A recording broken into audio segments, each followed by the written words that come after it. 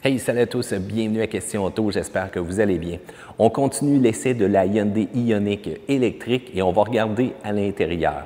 Vous allez voir, c'est quand même sobre. On n'a pas rien fait d'extravagant, mais tout est quand même fonctionnel et quand même construit dans une qualité d'assemblage assez intéressante. Apple CarPlay, Android Auto, vous allez retrouver plein d'équipements de base et ça, c'est tant mieux parce que les Coréennes sont bien équipées. Cette semaine à Question Auto, la tournée intérieure de cette Ioniq.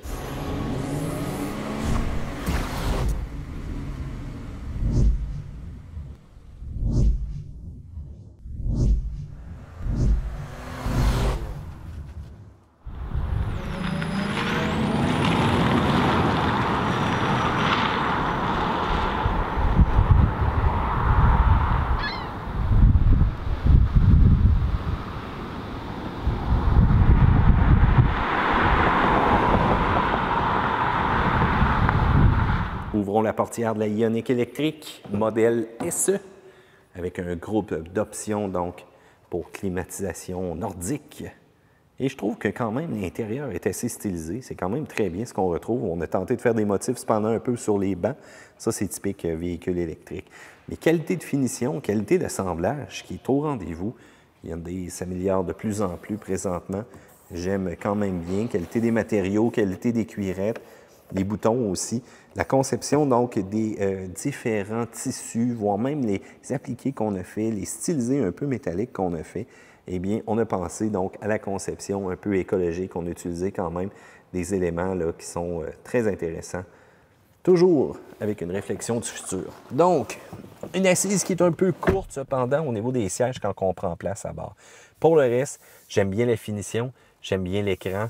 Tout est de belles dimensions. Au niveau du volant, vraiment une base là, droite comme ça. Un petit rajout encore une fois cuivré qu'on va retrouver à l'intérieur du véhicule si vous choisissez une Ioniq rouge ou encore une Ioniq qui est d'une autre couleur, donc disons bleuté, eh bien vous allez avoir ce fini-là aussi qui va être tout simplement rajouté. Belle prise en place, j'aime bien ce que je vois présentement. On va commencer par un petit démarrage au niveau du véhicule. Appuyons une fois. Appuyons deux fois. Donc l'écran de bonne dimension et regardez-moi ça. Donc le tout qui s'anime ici présentement. Un affichage qui est très complet, qui est très intéressant. Mais on va donner un petit coup de lumière pour allumer les différentes commandes et on va commencer par la gauche ici. Eh bien, première des choses, luminosité. Donc, on a bien entendu notre système d'avertissement d'angle mort, le contrôle de traction aussi qui va être ici. Et on va avoir la possibilité donc d'ouvrir la porte pour le chargement, pour les ports qu'on va retrouver, d'activer ou encore de désactiver la recharge automatique et même d'allumer ou encore tout simplement de fermer les planifications qu'on va avoir fait au niveau des différentes recharges. Le compartiment qu'on a là, eh bien, ça va être pour l'accès pour le port de communication et, les fuses, comme on dit. Donc, ce n'est pas un espace de rangement. Essayez pas de faire comme moi présentement, sinon, ben, vous allez voir ce que ça donne. Vous avez un ajustement donc au niveau du volant qui est sur le côté ici. Ça semble frotter un peu cependant, donc télescopique. Et bien entendu, on peut avoir une position donc beaucoup plus intéressante. Il y a quand même un bon jeu d'ajustement. Au niveau du volant, eh bien, ce qu'on va remarquer, il y a une chose qui est particulière, c'est les palettes ici. Et regardez, au niveau des palettes, eh bien, c'est un petit icône de batterie qu'on a. C'est un peu difficile à focusser dessus présentement, mais voilà. Donc, lorsque je vais appuyer ici, c'est ma régénération de freinage qui va augmenter. Et lorsque je vais appuyer sur celle-ci, je vais avoir 4 niveaux différents que je vais pouvoir sélectionner. Au niveau des commandes, eh bien, système vocal. Veuillez dire une commande. Appeler Pierre.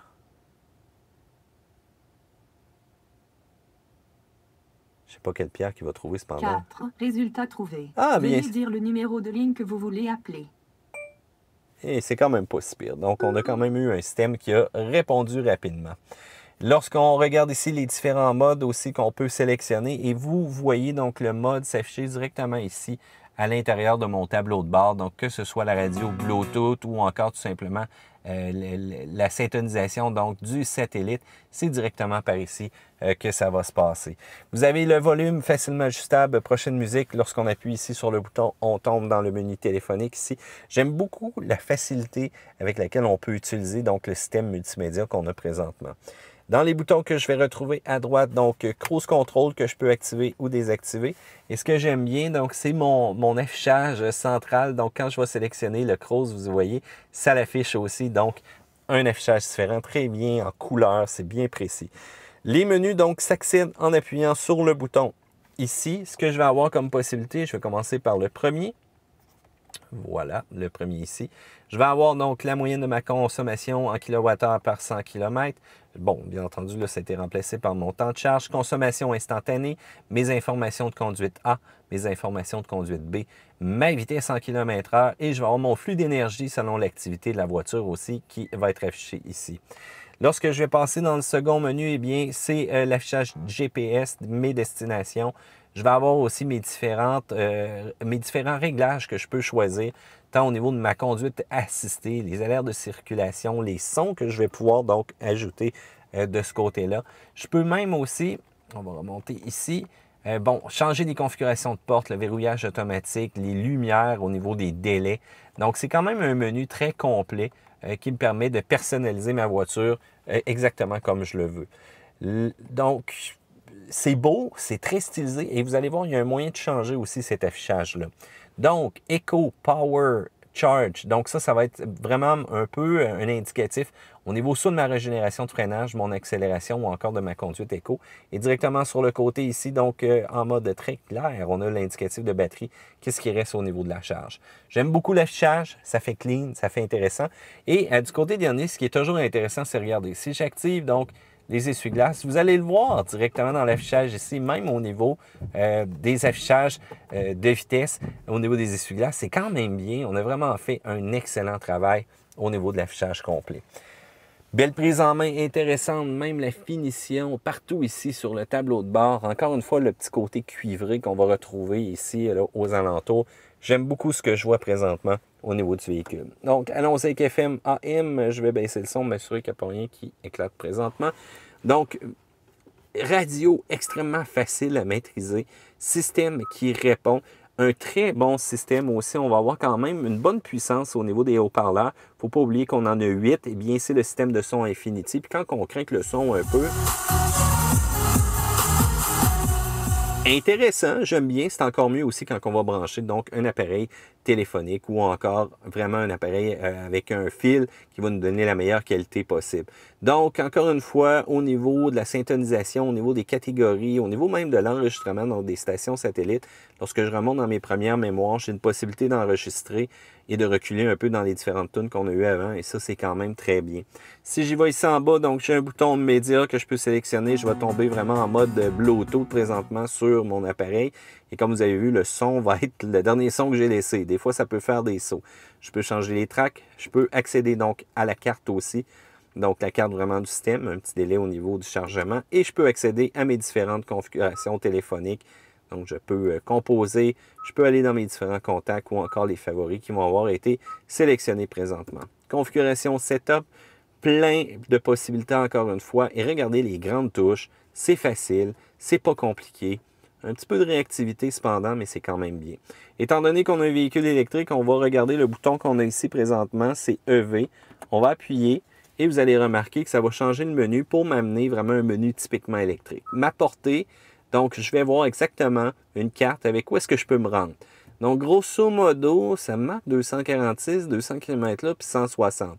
Je vous le dis tout de suite, on va se fier aux 200, puis on va se fier aux 160. Donc vous avez le rond exactement jusqu'où vous allez pouvoir vous rendre. Donc malheureusement, Montréal, c'est pas tout à fait là. Une petite recharge rapide qui va être due sur la route, mais bon, c'est quand même bien. Les stations à proximité, lorsque je clique là-dessus, je vais avoir vraiment un détail complet de où est-ce que je vais pouvoir trouver des bornes de recharge de ce côté-là. Et je peux avoir des renseignements sur l'énergie aussi. Donc présentement, je suis en mode de chargement où je pourrais avoir aussi l'information sur ma consommation. Je vous rappelle que la climatisation, ça en bouffe toujours. L'électronique, la transmission, bien entendu, mon accélération aussi au niveau du véhicule. Je peux avoir des modes de conduite que je peux sélectionner et ça, je les aime bien. Je peux les personnaliser aussi. Donc, par exemple, le mode éco, je peux mettre une vitesse maximale. Je peux avoir un potentiel aussi, donc éco là, qui est ici. Je peux avoir le contrôle de la climatisation éco, donc on réduit donc son effort et on envoie uniquement du côté conducteur. Et je peux donc configurer exactement comme je veux les différents modes de conduite que je vais vous montrer dans quelques instants. Je peux avoir un score sur ma conduite éco. Moi, je ne réussis jamais là, à faire des bons scores là-dedans. Et l'historique donc de consommation au niveau du véhicule. Planifier des charges, planifier aussi La recharge et la climatisation, c'est possible avec ce menu-là. Et je peux même sélectionner les réglages au niveau du véhicule. Donc, activer un témoin de distance résiduelle. Je peux avoir aussi mon courant de charge ici. Je peux avoir mon itinéraire, donc véhicule électrique, qui peut être adapté aussi à un véhicule comme celui-ci qui demande parfois certaines recherches dépendant où est-ce que je suis. Donc, très intéressant pour ce menu-là. Au niveau de la climatisation en bas, eh bien, c'est fort simple. J'ai la possibilité d'activer conducteur seulement. J'ai une pompe à chaleur, donc que je vais pouvoir activer. Cette pompe-là va partir et va me donner de la chaleur. Ça va prendre un délai cependant. Puis malheureusement, quand je mets 32, je ne sais pas si le véhicule s'adapte à la température externe qu'il y a, mais il ne me donne pas un effet là, de chaleur très intense. J'ai hâte de voir ce que ça va donner cet hiver à ce niveau-là. Mais quelle facilité donc de gérer tout ça. Climatisation automatique, donc dégivreur avant ou arrière. Puis je vous disais tantôt que la consommation aussi était très importante. Regardez donc la gestion de mon énergie présentement. Si je vois ma consommation d'électricité, le véhicule n'est pas démarré, mais ça l'afficherait, excusez-moi, donc ici au niveau de la climatisation, l'électronique et tout. Étant donné que je suis branché aussi, ben là, ça l'aide. C'est sûr que ça ne fera pas un affichage, mais vous allez voir comment ça consomme plus au travers de ce menu-là. Donc, très intéressant, facile au niveau de la climatisation. Ici bas, donc caché un peu, donc on a quand même deux ports 12 volts, 180 watts, port auxiliaire, et on va avoir un port USB aussi, donc on peut se connecter. Et ce port-là, qu'est-ce qu'il va donner d'intéressant? Eh bien, c'est fort simple. Ça va être la connectivité, donc au niveau d'Apple CarPlay. Et voilà, c'est démarré. Vous allez avoir aussi votre accès à plan. Vous allez avoir votre accès à l'écoute, disons. Vous allez aussi pouvoir sélectionner une tonne de trucs. Puis regardez, au niveau de la qualité, assez impressionnant encore une fois lorsqu'on va craquer le son au niveau du véhicule. Je trouve ça quand même bien. Message, on a tout ça qui est là. Vous allez avoir la possibilité donc d'avoir une tonne de fonctions intéressantes qui est reliée à votre téléphone. Au niveau donc du changement de vitesse, eh bien, regardez-moi ça, c'est quand même assez particulier. Vous avez la possibilité d'enclencher donc le reculon, d'enclencher le drive, d'enclencher donc le parking. Et c'est tout simplement des boutons comme ça. Donc, étant donné qu'on a la version électrique, c'est quand même bien. Ça laisse de l'espace en masse donc pour du rangement ici. Console un peu flottante si on veut. Non, ce n'est pas une souris, petite finition cuivrée. Puis regardez encore le matériel cuivré qu'on retrouve. Et je peux tout simplement appuyer ma main pour l'embrayage. Donc, les bancs chauffants, 3 positions, volant chauffant, auto-hold au niveau du break, stationnement électrique aussi. Les différents modes de conduite, eh bien, là, j'attire votre attention ici à nouveau dans le tableau de bord. Regardez, donc, lorsque je vais passer en mode éco, eh bien, j'ai la vitesse maximale que j'ai fixée et je vais avoir donc ma vitesse sur laquelle ça va focusser. Lorsque je vais passer en mode normal, eh bien, je reviens avec un affichage très standard, mais lorsque je vais passer en mode sport, regardez, donc, sport, l'indicatif au niveau de la puissance, les indicatifs de vitesse au centre, et regardez, c'est comme un petit déroulant un peu, on a un petit 10 là, qui est comme caché, et au fur et à mesure que je vais accélérer, je vais avoir comme une belle bande un peu rétro aussi, comme dans le bon vieux temps des radios, qui va changer ma vitesse, j'aime bien ça. Donc, porte-gobelet, du rangement en masse, une autre prise USB que je vais retrouver là. Au niveau donc du coffre à gants, c'est une très belle dimension. Au niveau des miroirs, éclairage halogène un peu partout dans le véhicule. C'est sûr que si j'aurais choisi la version Limited, donc ça aurait été un peu différent. Lumière dans le haut encore halogène, porte-lunettes, j'ai la même chose aussi au niveau du conducteur. Miroir qui va tendance à avoir quelques vibrations cependant. Ça, c'est un petit peu dommage. Donc, on aurait pu travailler un peu cette partie-là. Il faut dire que les matériaux aussi à l'intérieur, donc que ce soit les couvertures de portières, que ce soit l'ensemble des matériaux qu'on retrouve, on a tout ça utilisé, des trucs très naturels aussi. Donc, on a utilisé de la poudre de bois, de la roche volcanique aussi pour faire des finis. On a utilisé donc tout ce qui est aussi au niveau tapis, donc de la canne à sucre. On a utilisé donc des ensembles recyclés aussi de certaines parties, même au niveau des finitions donc qu'on va retrouver au niveau du véhicule pour donner un peu de style métallique. On utilise de l'huile de soya au niveau des peintures, donc c'est quand même assez intéressant ce qu'on retrouve. Belle finition même au niveau des bouches d'aération, je suis surpris. On va se diriger à l'arrière.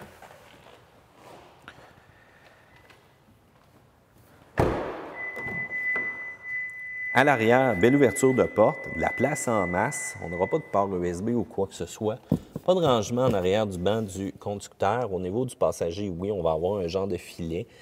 Vous allez retrouver un compartiment ici que vous pouvez abaisser Vous allez remarquer qu'il y a deux volumes de porte-gobelets qui est différent. Pas de flafla, rien. Et ce que j'aime bien, c'est au niveau des bancs. On peut rabattre ça 60-40 et ça donne un bel accès plat au niveau du coffre. Accédons à celui-ci. Donc, grande ouverture intéressante. Au niveau du coffre, vous allez voir, c'est quand même assez bien ce qu'on va retrouver là. On retrouve le filet qu'on a installé présentement, le subwoofer. On va avoir un cache-bagage qui est possible donc de déployer comme ça facilement. Ça s'enlève aussi si jamais on ne veut pas le laisser traîner à l'arrière comme ça. Le filet qui est parfait pour la rétention. Si jamais vous voulez mettre quelque chose, ne bougez pas.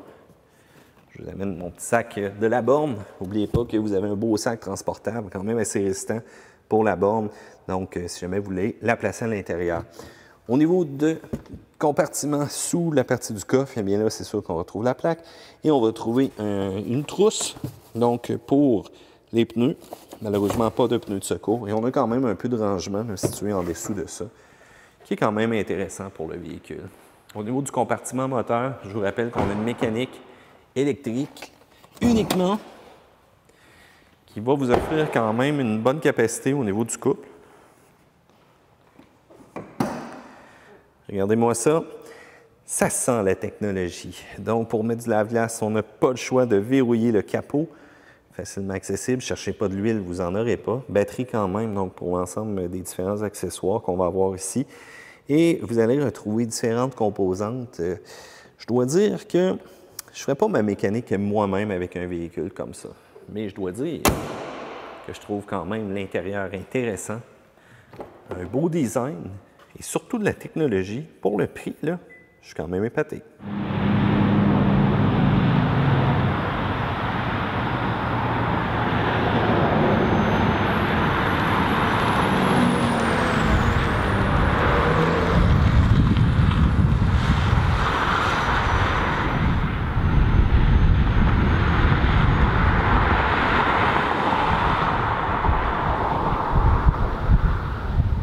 J'aime ça quand c'est simple, quand c'est pas compliqué et en plus que c'est convivial et facile à maîtriser. Avec la Ioniq, vous allez voir, si jamais vous l'essayez, vous allez sans doute apprécier. Je veux savoir qu'est-ce que vous en pensez. La partie de la console centrale, on a du rangement, les boutons pour la transmission, c'est-tu quelque chose qui vous plaît? Section commentaires directement ci-dessous, le pouce en l'air sur cette vidéo-là parce que vous appréciez et abonnez-vous à Question Auto parce qu'on fait des vidéos pour les passionnés comme vous, gang. Et surtout, n'hésitez pas, cliquez là-dessus, vous allez voir une petite notification de fois de temps en temps. C'est toujours bien quand il y a un nouveau vidéo de disponible. À plus, gang!